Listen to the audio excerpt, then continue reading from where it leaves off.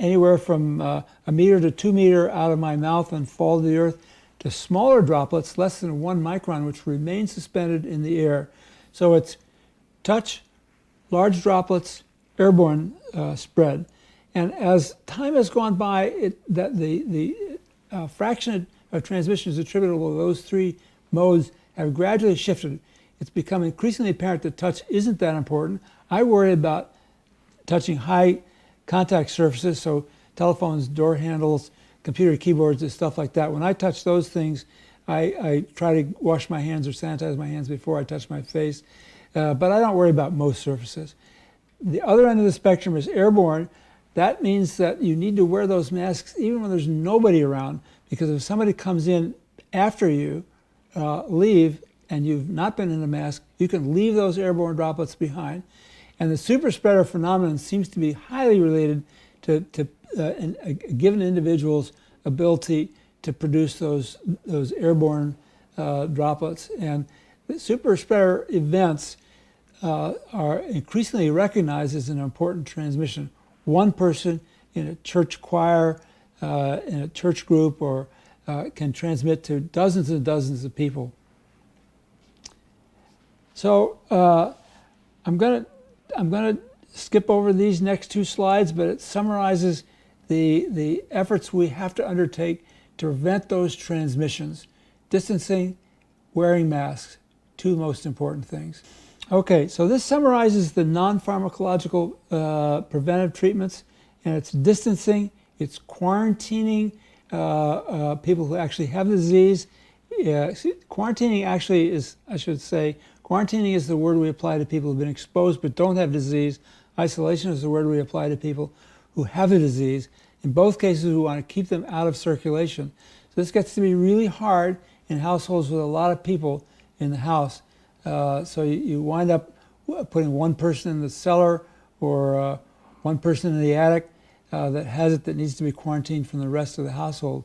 And that quarantine needs to go on until 14 days after the contact. For isolation, it needs to go on for 10 days after the onset of symptoms. We have very few transmissions and very few cultures positive in people after 10 days. You can still get PCRs positive after 10 days, but those are felt to mostly be dead virus components, almost no cultural virus or transmission. Exception there is immunosuppressed people. An immunosuppressed person, we keep them in isolation for 20 days after the onset of symptoms. I'm going to talk about herd immunity. Herd immunity is probably not the best term. I like community immunity better because nobody likes to think of themselves as being part of a herd. The idea is when you get enough people no longer susceptible, enough people immune, that will cause the virus circulation to stop.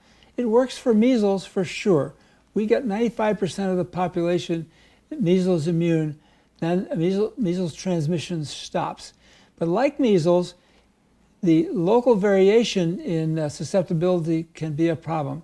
So in the US, we've had pockets of people who are vaccine deniers or vaccine refusers, where a high fraction of them are measles susceptible.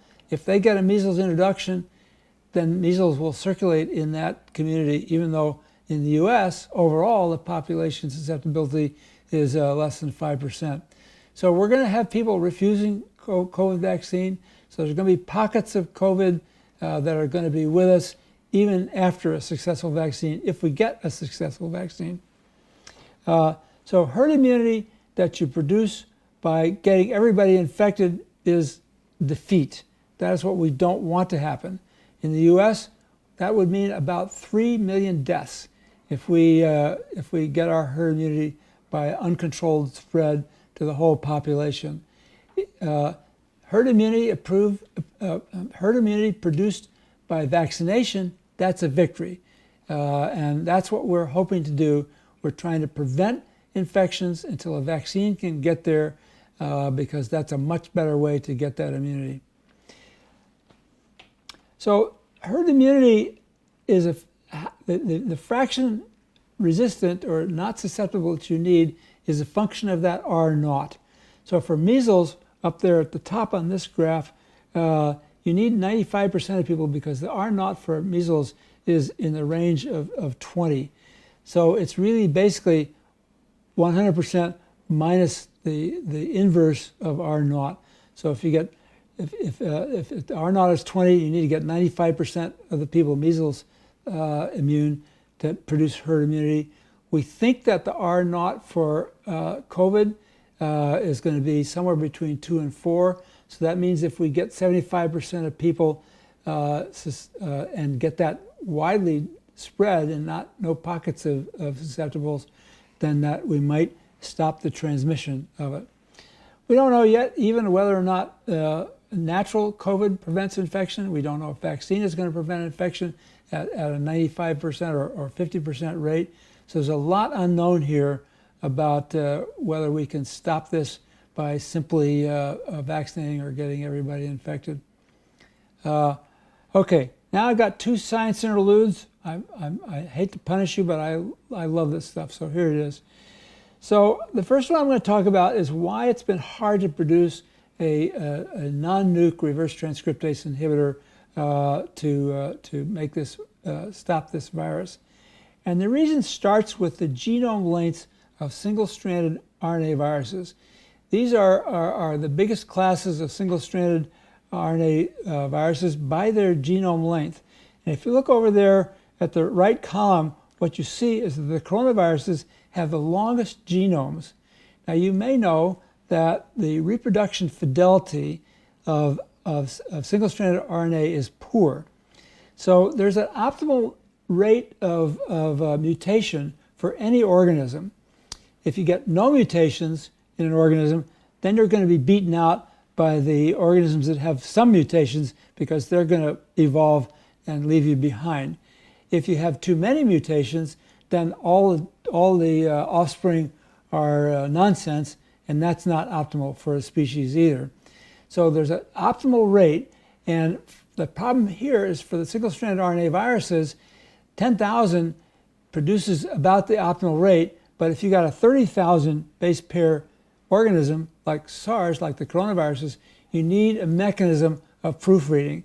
And COVID genome replication has a mechanism of proofreading. It's got an exoribonuclease, which is rare for RNA viruses, which takes out incorporated nucleotides that don't belong there.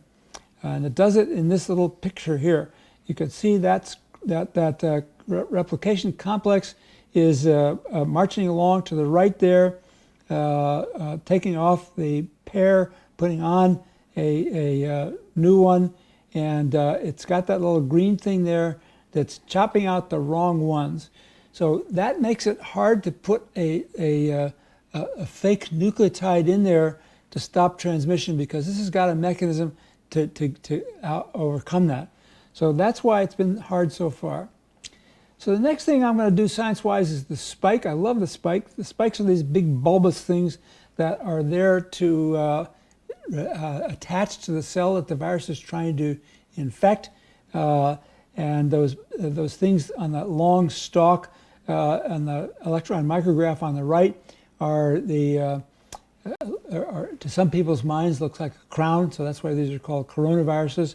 And the spike is extremely well understood by now. It's got that long stalk which is anchored in the SARS virus membrane, and then it's got a little part out there at the very tip, in this image it's in green, that binds to the receptor, the ACE inhibitor receptor on the cells this virus is trying to infect.